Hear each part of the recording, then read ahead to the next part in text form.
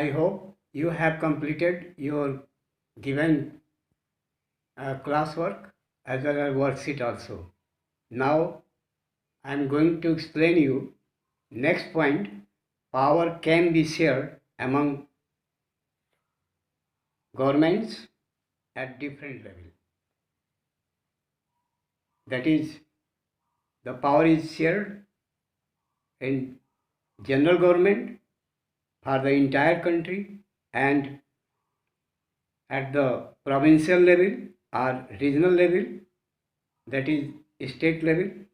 Such a general government for the entire country is usually called federal form of government. In India, we refer to it as the central or union government. On the other hand, the same things, state government is also a next level of this share distribution. And this one we state level we call state government. The constitution clearly lays down the power of different level of government. तो इस तरीके से आप लोगों ने देखा कि हमारे देश में जो पावर शेयर किया गया है, अगर हम देखें तो वर्टिकल रूप में पावर शेयर किया गया है। एक यूनियन गवर्नमेंट जो इस पूरे इंटायर कंट्री को गवर्न करती है, और दूसरी ओर प्रोविंशियल लेवल पर दैट इज स्टेट गवर्नमेंट जो अपने स्टेट के ऊपर गवर्न करती है। तो इस तरह के से यह एक पूरे कंट्री का distribution of power share to group में है, union government and state government. The same principle extended to level of government lower than the state government, such as the municipality, corporation, and other panchayati raj also. So such type of government in which power are divided among higher state and lower level of government.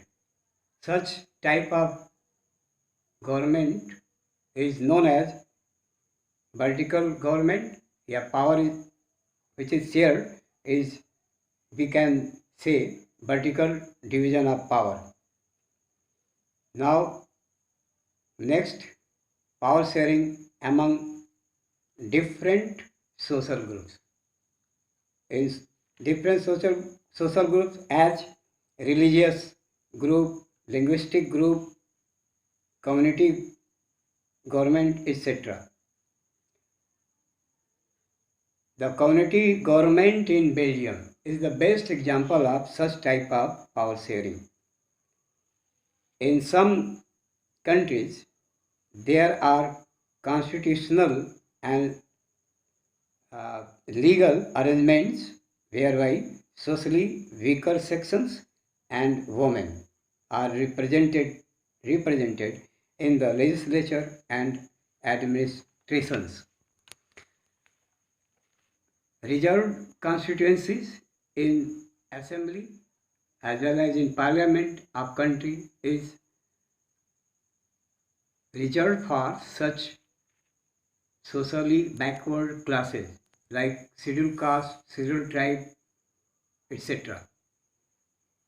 तो इस तरह कुछ जगह ऐसे भी लोगों को, जैसा कि पार्टिसिपेशन गवर्नमेंट डिसीजन मेकिंग में मिल सके, उनके लिए कुछ जगहों पर सीट भी रिजर्व कर दी गई। हमारे देश में भी, इंडिया में भी शेड्यूल कास्ट, शेड्यूल ट्राइब के लिए भी सीटें रिजर्व की गई हैं।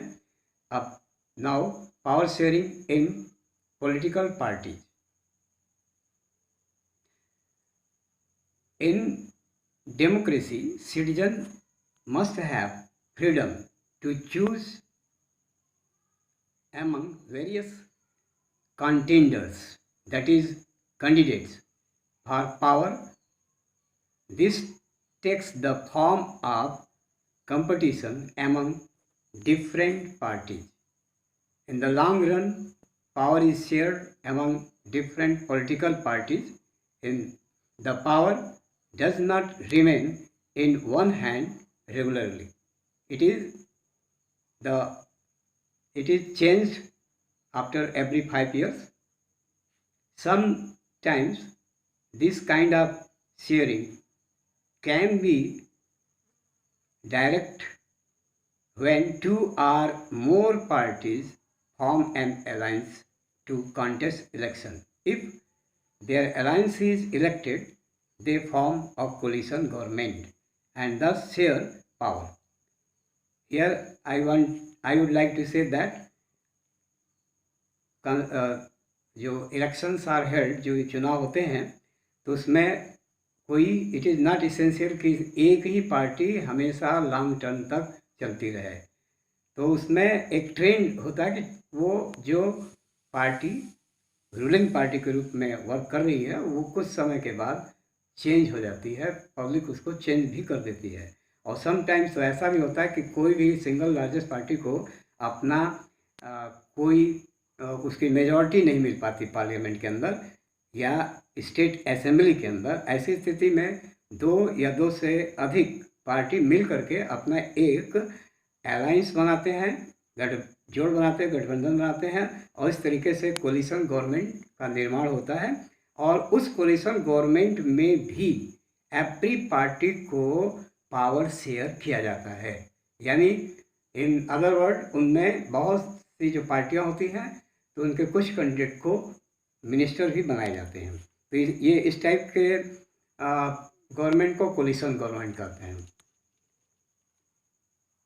इसमें हम ये भी आगे कर सकते हैं कि इस प्रकार की जो हम एक और भी रूप पाते हैं, we find interest group such as industries, worker, traders, businessman and other pressure group also.